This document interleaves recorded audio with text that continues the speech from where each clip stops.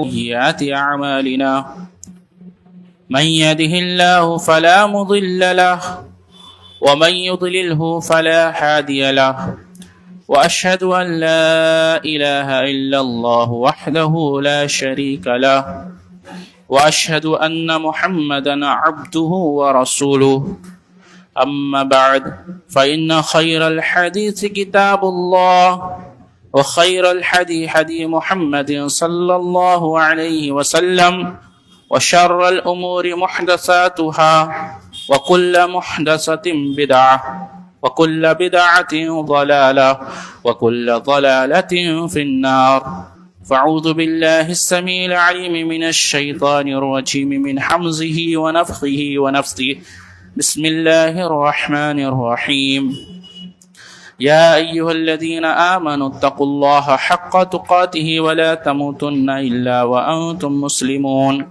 يا أيها الناس اتقوا ربكم الذي خلقكم من نفس واحدة وخلق منها زوجها وبث منهما رجالا كثيرا ونساء واتقوا الله الذي تساءلون به والأرحام إن الله كان عليكم رقيبا يا أيها الذين آمنوا اتقوا الله وقولوا قولا سديدا يصلح لكم أعمالكم ويغفر لكم ذنوبكم ومن يطع الله ورسوله فقد فاز فوزا عظيما فأعوذ بالله السميع العليم من الشيطان الرجيم من حمزه ونفخه ونفثه بسم الله الرحمن الرحيم قاف والقرآن المجيد بل عجبوا أن جاءهم منذر منهم فقال الكافرون هذا شيء عجيب أإذا متنا وكنا ترابا ذلك رجع بعيد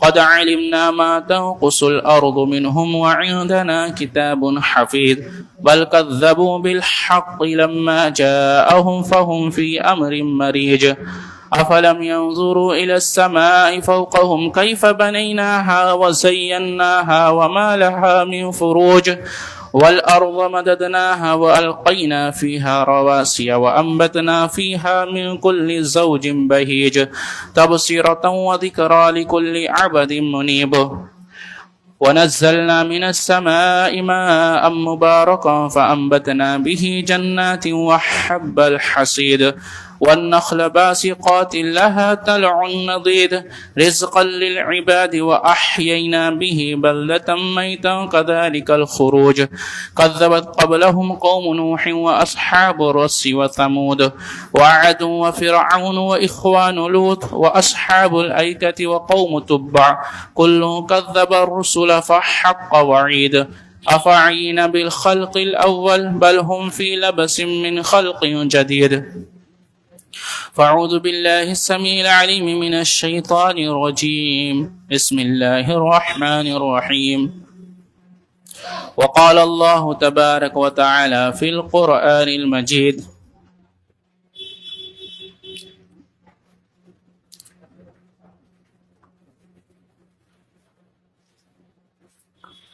الذين ضل سعيهم في الحياة الدنيا وهم يحسبون أنهم يحسنون صنعا ہر قسم کی تعریف و حمد و ثنا کبریائی اور بڑائی اللہ رب العالمین کے لیے لائق و زیبا ہے، جس کی بے پناہ رحمتیں کائنات کے ہر ذرہ پر ہر لمحہ برس رہی ہیں۔ ان گنت درود و سلام ہو تمام انبیاء علیہ الصلاۃ والسلام پر، خصوصاً آقائے نامدار مدینہ تاجدار احمد مجتبیٰ محمد مصطفیٰ رسول اللہ صلی اللہ علیہ وسلم پر۔ اللہم صلی علی محمد وعلی آل محمد کما صلیت علی ابراہیم وعلی آل ابراہیم انک حمید مجید۔ اللہم بارک علی محمد وعلی آل محمد کما بارکت علی ابراہیم وعلی آل ابراہیم انک حمید مجید۔ محترم سامعین، حاضرین جمعہ، میرے بزرگوں، نوجوان بھائیوں، پردہ نشیمہ اور بہنوں اور عزیز بچوں، اللہ رب العالمین فرماتا ہے کیا آپ نے ایسے لوگوں کو دیکھا جن کے اعمال ضائع ہو گئے؟ الذین ضل سعیہم فی الحیات الدنیا، وہ اعمال کرتے رہے دنیا کی زندگی میں، کیا سوچ کر؟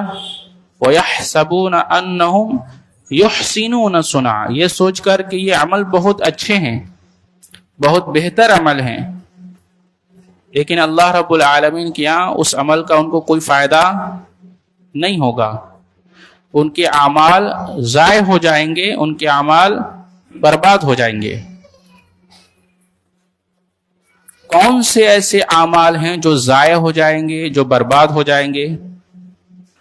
لوگ عمل کرتے رہیں گے لیکن ان کے اعمال ان کو فائدہ نہیں دیں گے۔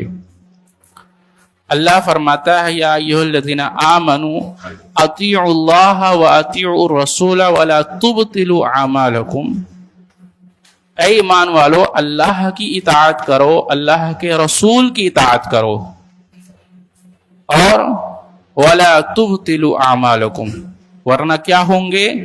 تمہارے اعمال حبط ہو جائیں گے، تمہارے اعمال برباد ہو جائیں گے۔ تو ہمیں معلوم ہوا کہ ایسا ہر عمل برباد ہو جائے گا، ایسا ہر عمل خسارے کا، نقصان کا سبب بنے گا جو عمل اطیع اللہ و اطیع الرسول کے موافق نہ ہوگا۔ عمل کرتے رہیں، اگر اس عمل میں اطیع اللہ و اطیع الرسول نہیں ہے تو وہ عمل ہمارے لیے باعث نجات اور سعادت مند عمل ثابت نہیں ہوگا۔ وہی عمل ہمارے لیے باعث نجات ہوگا، وہی عمل ہمارے لیے اللہ کے یہاں کام آئے گا، وہی عمل ہمیں جنت میں لے جائے گا جو عمل اللہ اس کے رسول کے بتائے ہوئے طریقے اور کہے گئے حکم کے مطابق ہوگا۔ اب اتنی سی بات اگر آپ نے سمجھ لی تو آگے آئیے، عبادت کے لیے کیا ضروری ہے؟ ہم عبادت کریں تو اس کے لیے کیا ضروری ہے؟ ایک یہ کہ اس پر اللہ کا حکم ہو، رسول اللہ صلی اللہ علیہ وسلم کے بتائے ہوئے طریقے پر ہو، اور دوسرا یہ کہ وہ رضائے الہی کے لیے ہو۔ یہ دو چیزیں ضروری ہیں۔ اگر عمل اللہ کے بتائے گئے طریقے، اللہ کے بتائے گئے حکم، رسول اللہ صلی اللہ علیہ وسلم کے بتائے گئے طریقے کے مطابق نہیں رہا تو اگر وہ عمل رضائے الہی کے لیے بھی ہے تو وہ عمل اللہ کے یہاں باعث نجات نہیں ہوگا۔ یعنی آپ نے عمل کیا اور بہت ہی اچھا عمل کیا، لیکن وہ عمل اللہ اس کے رسول کے بتائے گئے حکم کے موافق نہیں ہے، بتائے گئے طریقے کے مطابق نہیں ہے، اور اس عمل کا مطلوب رضائے الہی کیوں نہ ہو، اچھی نیت کیوں نہ ہو، اگر بتائے گئے طریقے کے مطابق نہیں ہے تو اللہ کے یہاں وہ نجات کا باعث نہیں ہوگا۔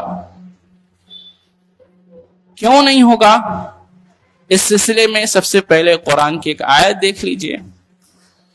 اللہ رب العالمین فرماتا ہے وَرَبَحْنِيَّةً ابْتَدَعُوهَا مَا كَتَبْنَاهَا عَلَيْهَا إِلَّا ابْتِغَاءَ رِضْوَانِ اللَّهِ۔ اللہ نے عیسائیوں کے لیے یہ کہا کہ اللہ نے ان کے اوپر رہبانیت کو فرض نہیں کیا تھا۔ کیا کیا تھا؟ انہوں نے خود ہی اس کو ایجاد کر لیا تھا، اپنے اوپر خود ہی اس کو انہوں نے فرض کر لیا تھا، یا خود ہی انہوں نے اس کی ایجاد کر لی تھی، رہبانیت اختیار کر لی تھی۔ سوال یہ ہے کہ یہ عمل انہوں نے کیوں کیا جو اللہ نے کرنے کا حکم نہیں دیا تھا، یا ان کے رسول نے ان کو کرنے کا حکم نہیں دیا تھا؟ ایسا عمل انہوں نے کیوں کیا؟ یہ سوال ہے۔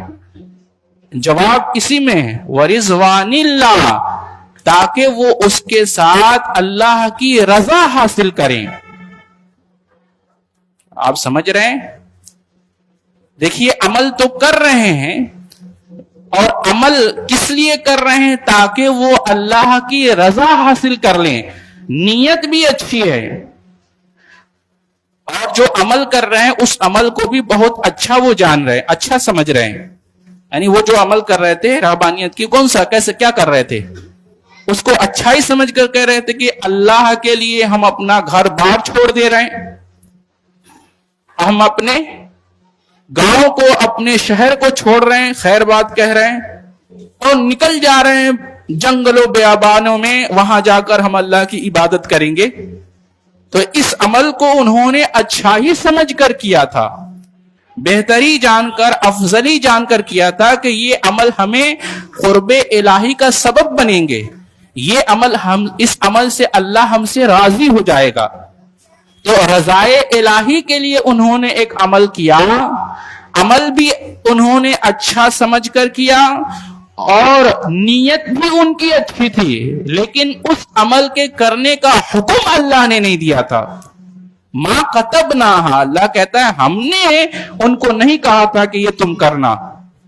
لہذا جو عمل کرنے کا حکم اللہ نہ دے، جس عمل کے کرنے کا حکم رسول اللہ نہ دیں، وہ عمل چاہے آپ کتنی ہی اچھا اس عمل کو آپ سمجھ رہے ہوں، یا وہ عمل اللہ کی رضا کے لیے کیوں نہ کر رہے ہوں، اگر حکم الہی نہیں ہے، امر الہی اور امر رسول نہیں ہے، تو وہ عمل آپ کو نجات نہیں دلائے گا، وہ عمل خسارہ اور نقصان کا سبب بنے گا. اب اتنی سی بات سمجھ میں آ گئی. ایک اور بات لیجیے، سورۃ الشورى کے اندر اللہ رب العالمین نے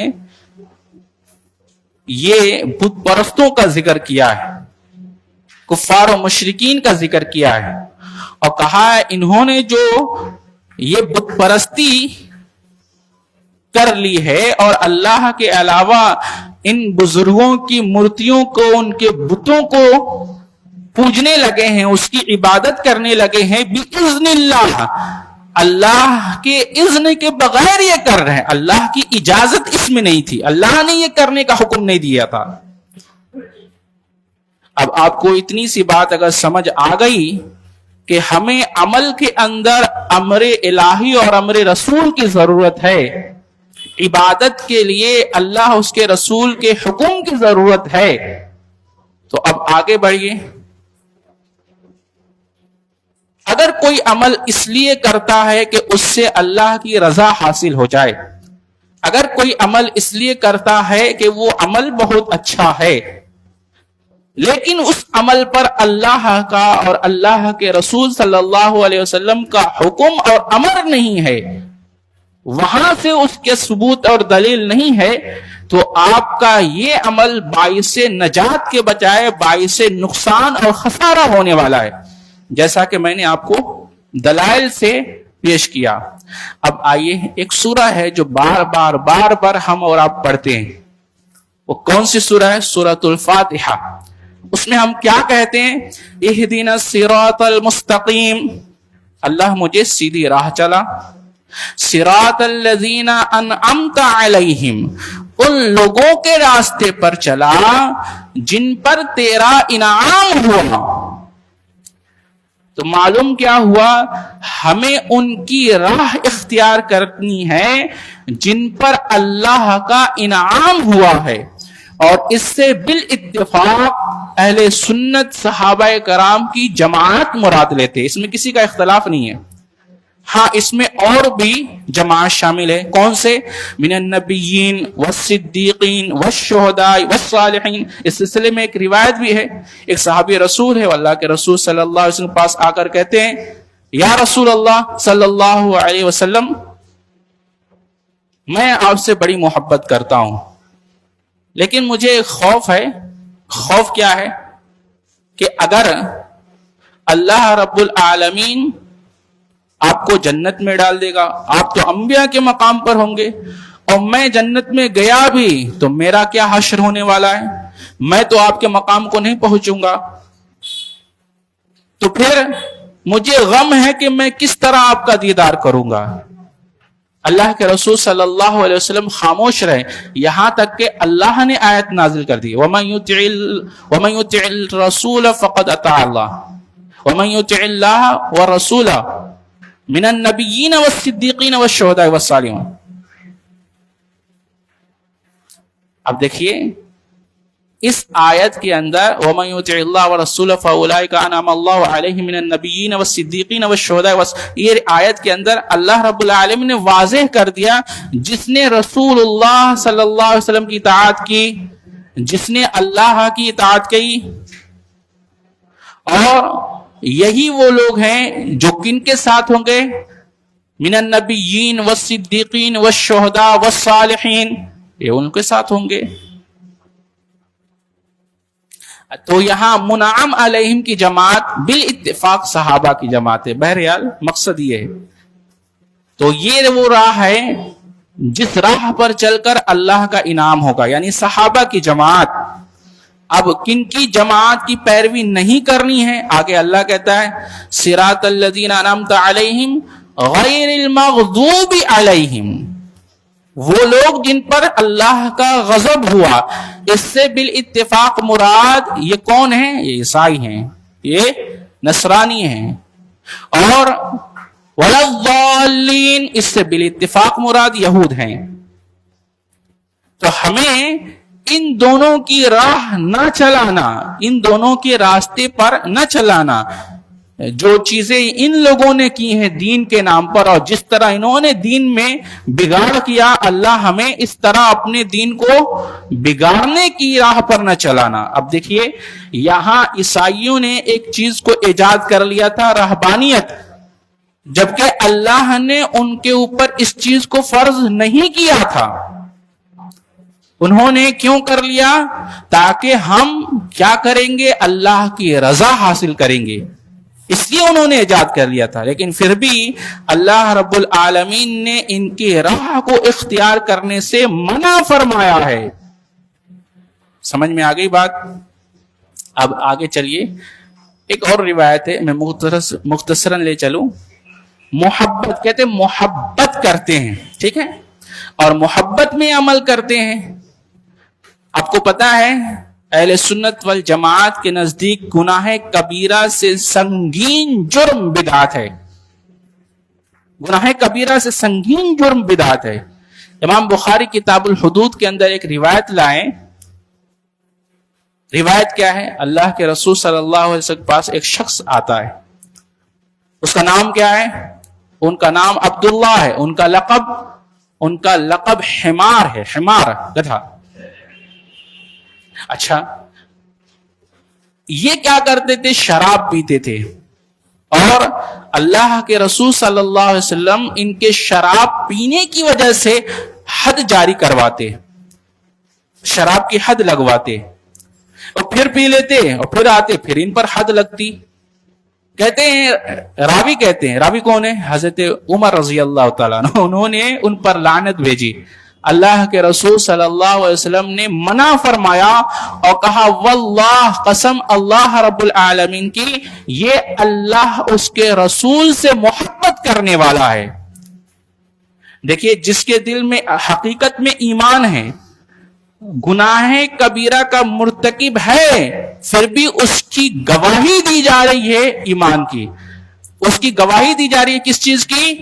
کہ وہ اللہ اس کے رسول سے محبت کرنے والا ہے. لہذا یہ محبت کیسے ہونی چاہیے؟ آپ گناہ کر رہے ہیں لیکن گناہ کو برا جانتے ہیں، تو اللہ رب العالمین کبھی توفیق دے گا کہ آپ اس گناہ سے توبہ کر لیں گے. سلف کہا کرتے تھے کہ ایک بدعتی کو توبہ کی توفیق اس لیے نہیں ہوتی کہ وہ بدعت کو اچھا سمجھ کر کرتا ہے، اور گناہگار کو گناہ کی توفیق اس لیے مل جاتی ہے کیونکہ وہ گناہ کو برا جانتا ہے. جب تک کسی چیز کو آپ کا مزاج، آپ اس کو برا جانیں گے تو برا جانتے ہوئے اس کو کب تک کریں گے؟ ایک نہ ایک دن ایسا آئے گا کہ آپ کا ضمیر آپ کو دھتکارے گا اور آپ اس سے کیا کریں گے؟ توبہ کر لیں گے. لیکن اگر کسی عمل کو آپ اچھا جان کر کر رہے ہیں تو آپ اس سے توبہ نہیں کریں گے، کیونکہ وہ چیز اچھا سمجھ رہے ہیں نا، ثواب سمجھ رہے ہیں. اب آگے بڑھیے. ایک روایت ہے بار بار آپ سنتے ہی رہتے ہیں, بڑی لمبی روایت سنن دارمی کی ہے, حدیث نمبر 210 ہے. کیا ہے؟ راوی ہیں حضرت یحییٰ بن عمر. یہ کہتے ہیں کہ مجھے میرے باپ نے مجھ سے کہا, روایت کی, اور انہوں نے اپنے والد سے روایت کی. کیا کہتے ہیں کہ ہم ظہر کی نماز سے پہلے حضرت عبداللہ بن مسعود رضی اللہ تعالیٰ عنہ کے دروازے پر بیٹھا کرتے تھے. تو ایک دن حضرت موسیٰ اشعری رضی اللہ تعالیٰ عنہ بھی ہمارے ساتھ ہمارے پاس آئے, اور انہوں نے کہا کیا ابو عبد الرحمن نکل گئے؟ تو کہا کہ ہم نے کہا کہ نہیں, ابھی تو وہ باہر نہیں آئے. یہ سن کر حضرت موسیٰ اشعری رضی اللہ تعالیٰ عنہ بھی ہمارے ساتھ بیٹھ گئے. پھر حضرت ابن مسعود رضی اللہ تعالیٰ عنہ نکلتے ہیں. آپ کو جب نکلے تو کہتے ہیں کہ ہم آپ کو دیکھ کر کھڑے ہو گئے, اور پھر حضرت موسیٰ اشعری رضی اللہ تعالیٰ عنہ آپ سے کہنے لگے کہ اے ابو عبد الرحمن, ہم نے آج مسجد میں ایسی چیز دیکھی ہے جو مجھے ناگوار گزری, لیکن الحمدللہ وہ چیز بظاہر بہت اچھی معلوم ہوتی ہے, وہ اچھی ہوگی. تو انہوں نے کہا کہ ایسا کیا دیکھا آپ نے؟ تو کہتے ہیں کہ میں نے دیکھا کہ کچھ لوگ مسجد میں بیٹھے ہیں اور حلقہ بنایا ہوا ہے, اور اس میں سے ایک شخص لوگوں کو کہتا ہے کہ سبحان اللہ کہو. تو 100 مرتبہ سبحان اللہ کہو جب کہتا ہے تو کنکریوں پر وہ 100 مرتبہ وہ سبحان اللہ کہتے ہیں. اور پھر وہ کہتا ہے کہ الحمدللہ کہو, تو کنکریوں پر وہ الحمدللہ 100 مرتبہ کہتے ہیں. پھر وہ کہتا ہے کہ لا الہ الا اللہ 100 مرتبہ کہو, تو کنکریوں پر وہ لا الہ الا اللہ کہہ رہے ہیں. تو حضرت ابن مسعود رضی اللہ تعالیٰ عنہ نے حضرت موسیٰ اشعری رضی اللہ تعالیٰ عنہ سے کہا کہ آپ نے کیا ان پر اس عمل کو جو آپ نے دیکھا کیا کچھ نہیں کہا؟ تو کہتے ابو عبد الرحمن, میں نے آپ کی رائے اور آپ کے حکم کا انتظار کیا. یہ کہہ کر تو حضرت ابو عبد الرحمن یعنی حضرت ابن مسعود رضی اللہ تعالیٰ عنہ کہتے ہیں کہ تم نے یہ کیوں نہ کہا کہ اگر تم ان کنکریوں پر اپنے گناہ کو گنو, معصیت کو گنو, تو میں ضمانت لیتا ہوں کہ اللہ رب العالمین تمہارے اعمال کو ضائع نہیں کرے گا. یہ کہہ کر آگے بڑھے, کہتے ہم چلے. تو ہم مسجد میں ایک حلقے پر پہنچے جہاں یہ کام ہو رہا تھا.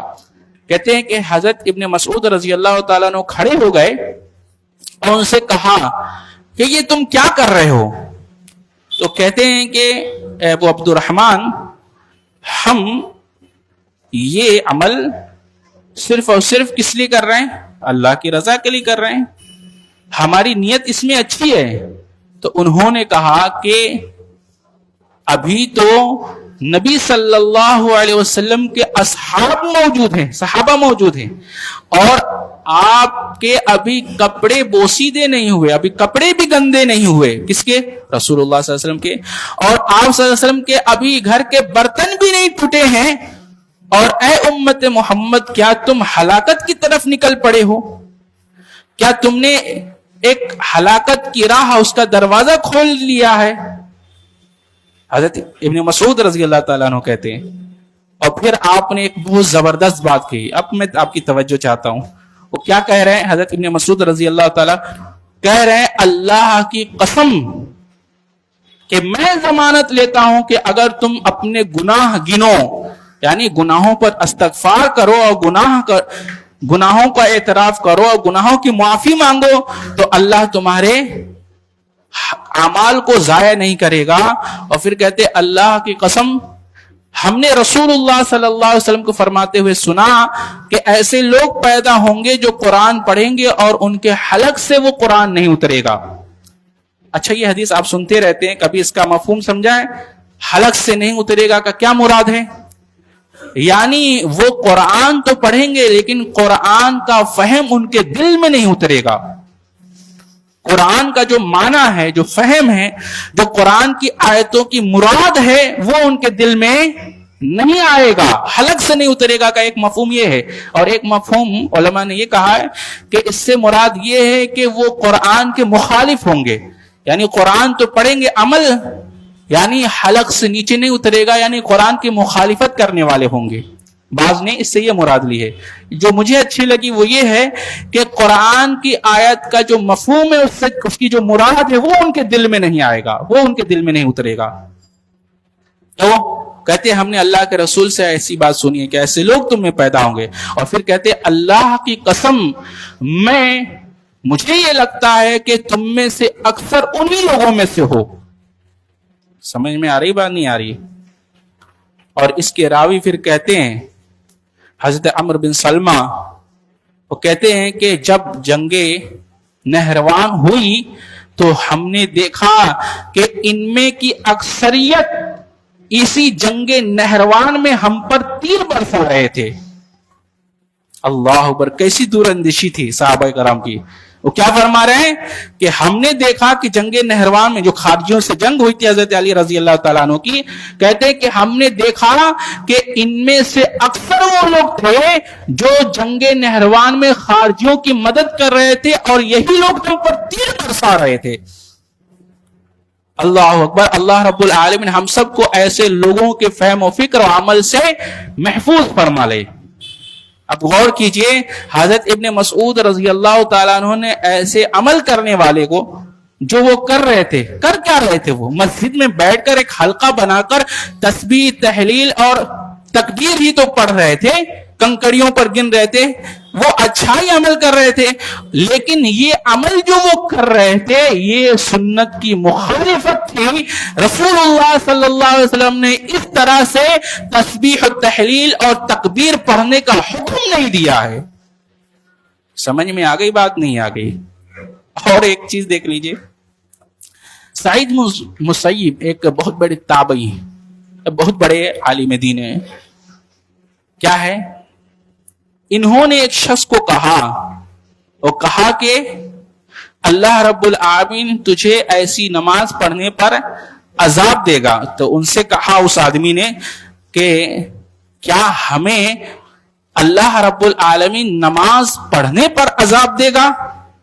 تو وہ کہتے ہیں کہ اللہ رب العالمین تمہیں نماز پڑھنے پر عذاب نہیں دے گا، بلکہ اللہ رب العالمین تمہیں سنت کی مخالفت کرنے پر عذاب دے گا۔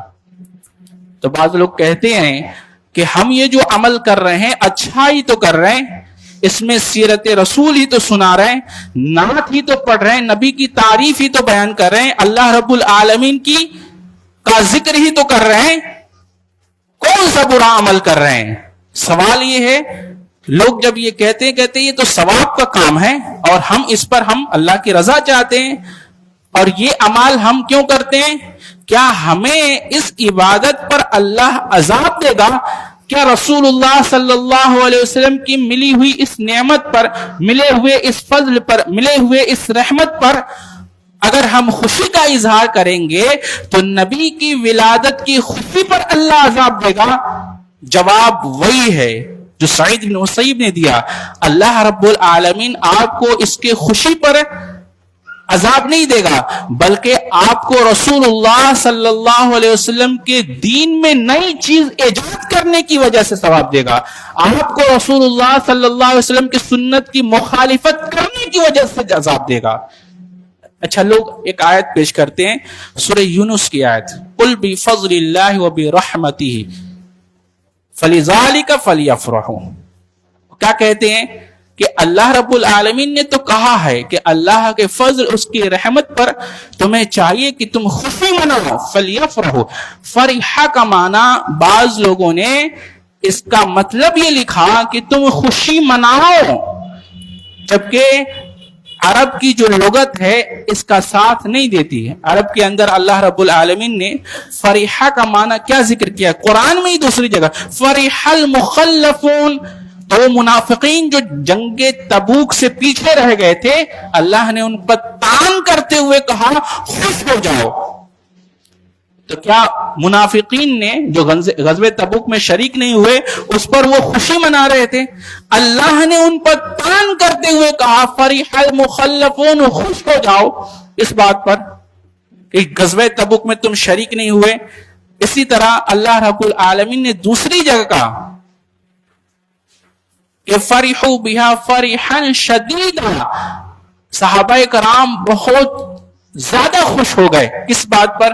جب اللہ رب العالمین نے وہ 3 صحابہ جو غزوہ تبوک کے موقع پر اس میں شریک نہیں ہو سکے تھے، اللہ رب العالمین نے کیا کہتا؟ اللہ کے رسول صلی اللہ علیہ وسلم نے ان کو بائیکاٹ کرو۔ 40 دن تک سارے لوگ ان کو بائیکاٹ کر دیے تھے، یہاں تک کہ ان کے بیویوں سے بھی ان کو الگ ہو جانے کا حکم دیا گیا تھا۔ طلاق نہیں، بس ان کو اپنے گھر بھیج دو۔ یہاں تک کہ اللہ تعالیٰ نے ان کی توبہ کی قبولیت کی آیت نازل کر دی، پھر سارے صحابہ خوش ہو گئے اور ان کو خوشخبری دینے لگے۔ پھر اللہ نے ذکر کیا۔ اب بتائیے اس خوشی پر جو انہوں نے کیا، توبہ کی آیت جو نازل ہوئی، خوشخبری آپ کی توبہ قبول کر لی گئی، تو اللہ نے کہا، اللہ کے رسول نے کہا کہ تم خوش ہو جاؤ۔ یہ جو صحابہ خوش ہو رہے ہیں، کیا اس دن کو بطور خوشی کے منایا ہے؟ خوش ہو گئے ہیں۔ تو فرحہ کے معنی خوش ہونا ہوتا ہے، خوشی محسوس کرنا ہوتا ہے، نہ کہ خوشی منانا۔ خوشی منانا الگ چیز ہے اور خوش ہو جانا الگ چیز ہے۔ کوئی نعمت آپ کو ملتی ہے، آپ خوش ہو جائیے۔ کوئی مہمان آپ کے گھر آتے ہیں، آپ خوش ہو جائیے۔ اللہ کا کوئی فضل آپ پر ہو جاتا ہے، آپ خوش ہو جائیے۔ لیکن خوشی منانا، اس کے لیے الگ سے دلیل چاہیے۔ اچھا، بعض لوگ کیا کہتے ہیں کہ یہ عمل مستحب ہے، ہم اس کو فرض نہیں کہتے، ہم اس کو واجب نہیں کہتے، ہم اس کو سنت نہیں کہتے، ہم اس عمل کو کیا کہتے ہیں؟ مستحب کہتے ہیں۔ تو مستحب کی کوئی دلیل نہیں ہوتی ہے، یہ لوگ عموماً پیش کرتے۔ جواب اس کا یہ ہے، مستحب عمل وہ ہے جو مباح عمل ثواب کے لیے کیا جائے۔ جیسے اس کی مثال سمجھیے، جیسے چلنا ایک عمل ہے، لیکن یہ چلنا اگر اللہ رب العالمین کی مسجد کی طرف ہے تاکہ آپ نماز ادا کر لیں، تو آپ کے اس چلنے پر اللہ ثواب دے گا۔ لہذا جو چلنا مسجد کی طرف ہو نماز کے لیے، عبادت کے لیے، وہ عمل مستحب ہو گیا۔ چلنا مباح ہے، لیکن آپ نے اس کو ثواب کے لیے کیا تو وہ عمل مستحب ہوا، کیونکہ آپ مسجد کی طرف جا رہے ہیں کس لیے؟ تاکہ نماز پڑھ لیں۔ لیکن یہی چلنا اگر آپ کا کہاں ہو جائے؟ موویز دیکھنے کے لیے ہو جائے، سنیما ہال میں، آپ کا یہ چلنا شراب کی دکان پر ہو جائے شراب پینے کے لیے، تو آپ کا یہ چلنا گناہ ہو جائے گا۔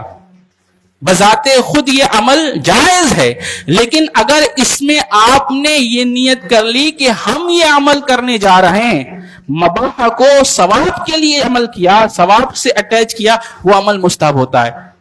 اب جب سوال یہ ہے کہ یہ جو عمل ہے خوشی منانا، خوش ہو جانا، یہ مباح عمل ہے، لیکن اس کو آپ نے ایک دن سے متعین کر دیا اور اس کو بطور خاص ایجاد کر لیا ہے، لہذا یہ جو عمل ہوا اس کے لیے دلیل درکار ہے۔ سمجھ میں آیا ہوا؟ جس کو آپ ثواب کے لیے کر رہے ہیں، جس کو آپ مستحب عمل کے لیے بھی امر رسول ہونا چاہیے، مستحب عمل کے لیے بھی امر الہی ہونا چاہیے۔ کسی بھی چیز کو جس کو آپ اچھا سمجھ کے کرنے لگے وہ عمل مستحب نہیں ہوتا، ورنہ ایسا ہوا تو پھر وہ رہبانیت بھی کہتے یہ مستحب ہے، عیسائی کیا کرتے یہ تو مستحب عمل ہے اور کرتے ہیں، لیکن اللہ نے منع کیا۔ اللہ نے خود کہا ہے کہ اس رہبانیت کا مقصد ان کا تھا تاکہ وہ اللہ کی رضا حاصل کر لے، رضوان اللہ کی رضا کے لیے انہوں نے یہ عمل کیا تھا، لیکن اللہ نے اس عمل کو جو انہوں نے اللہ کی رضا کے لیے کیا، اللہ کے غضب کا سبب بن گیا، کیونکہ اس عمل پر اللہ کا حکم نہیں تھا۔ سمجھ میں آ گئی یا نہیں آ گئی بات؟ اچھا، بعض لوگ کہتے ہیں کہ ابو لہب نے اپنی لونڈی سویبہ کو آزاد کیا تھا، تو اس دن اس کی وجہ سے ابو لہب کو کیا ہوا؟ عذاب میں تخفیف دی گئی، اور اس کے لیے صحیح بخاری کی ایک روایت پیش کرتے ہیں. جواب اس کا یہ ہے کہ اس روایت میں یہ جو الفاظ آئے ہیں، یہ جو چیزیں آئی ہیں، یہ ثابت نہیں ہے. سند مرسل ہے، عروہ بن زبیر کا ارسال ہے، یہ مرسل روایت ہے، لہٰذا یہ حدیث ہی ضعیف ہے. یہ قول ہی جو ہے وہ ضعیف ہے. اور اگر اس کو صحیح بھی مان لیں تو ایک کافر اور ایک مشرک کا خواب امت محمد کے لیے دلیل نہیں ہے. ابو لہب کیا تھا؟ مشرک تھا نا، کافر تھا. اس کا خواب کیا ہمارے لیے حجت ہوگا؟ ایک مشرک کا خواب حجت ہوتا ہے؟ یہ کیسی دلیل ہے؟ آپ کو سمجھ میں آ رہا ہے؟ جبکہ ابو لہب کے لیے تو قرآن میں آیت موجود ہے، تبت یدا ابو لہب وتب ما اغنی عنہ مالہ وما کسب. بتائیے، جس کے لیے اللہ رب العالمین نے ہلاکت اور بددعا سکھائی ہے، اس آدمی کے خواب کو حجت بنایا جا رہا ہے عید میلاد النبی پر. یہ دلیل ہی بوکس ہے.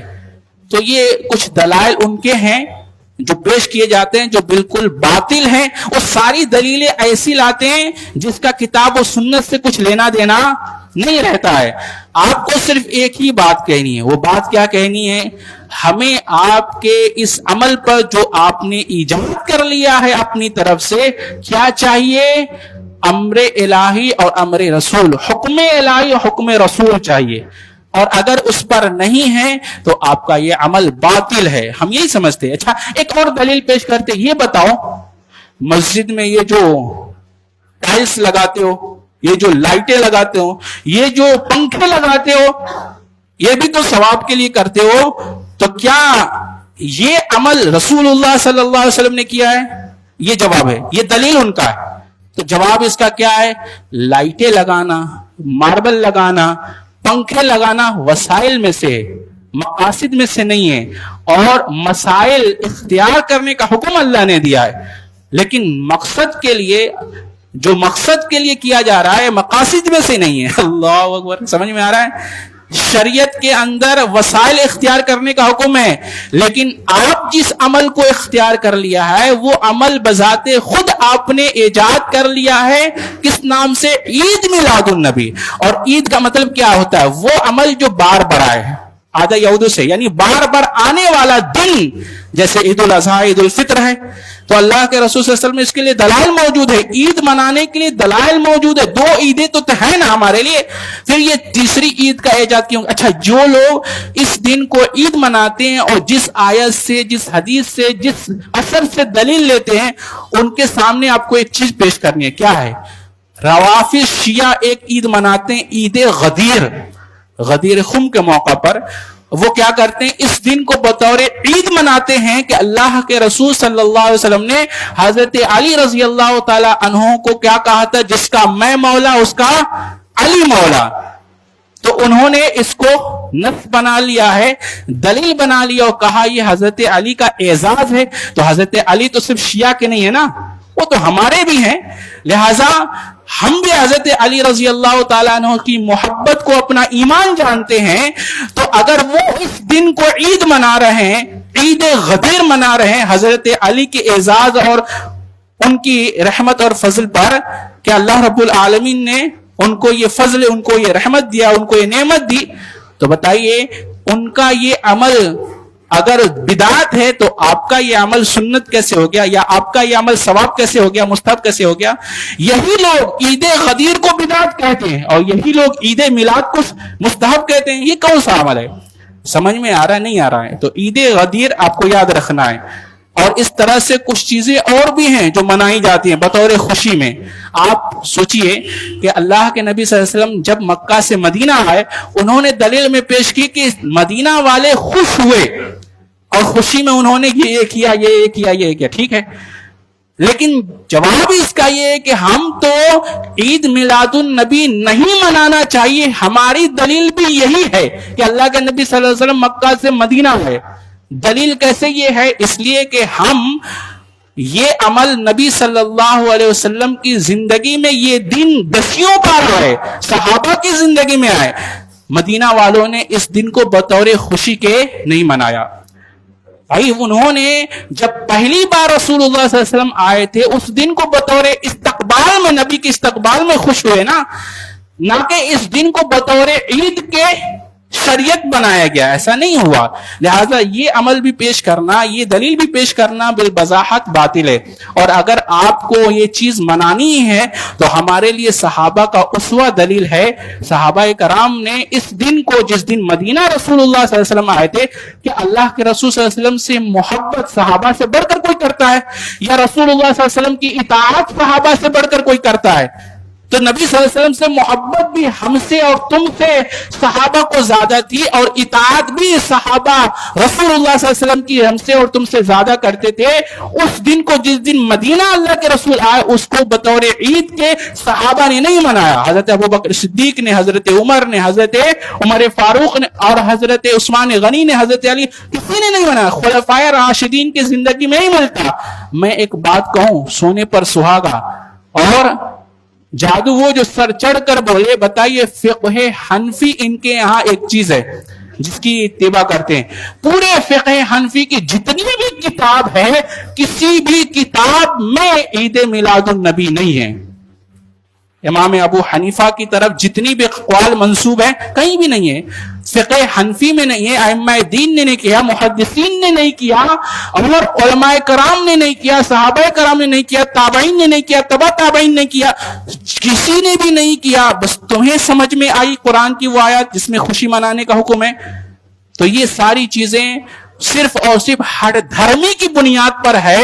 اس کے ضمن میں، ان کے دامن میں، سوائے وہم کے، سوائے کٹ حجتی کے، سوائے اپنے گمان اور نفس کی پیروی کے کوئی بھی نص ثابت نہیں ہے، کوئی بھی شریعت کے دلائل ثابت نہیں ہے. لہٰذا یہ عمل بالبضاحت بدعت ہے، اور ہر بدعت گمراہی میں لے جاتی ہے، اور ہر گمراہی جہنم میں لے جاتی ہے. اللہ سے دعا ہے اللہ ہمیں اچھی سمجھ، اچھے عمل کی توفیق عطا فرمائے.